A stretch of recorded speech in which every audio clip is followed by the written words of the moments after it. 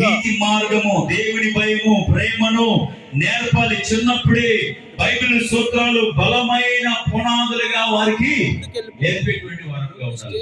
చిన్నతనంలోనే వారికి సరైనటువంటి పునాది మనము వేయాలి. ఏం పునాది వేయాలి? ఇప్పుడు మనం చదువుకున్నాం, దేవుని భయం అనేటువంటిది మనము నేర్పాలి.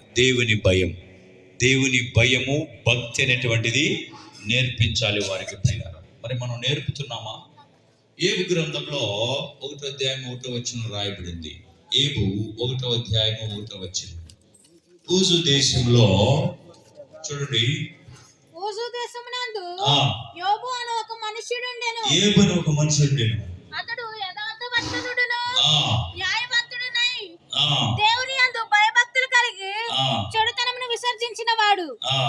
చూడండి, ఇక్కడ రాయబడినటువంటి మాట మనం చూస్తే ఈ దేశంలో, ఊజు అనేటువంటి దేశంలో ఎలాంటి వాడు అంటే ఆయన, ఆ మనుషుడు ఎలాంటి వాడు?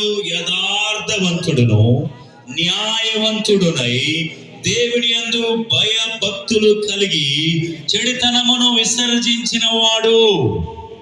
ఏం కలిగి ఉన్నాడంట? భయము, భక్తి. భయం అనేటువంటిది పాపము నుంచి దూరం చేస్తుంది. భయము దేని నుంచి దూరం చేస్తుంది?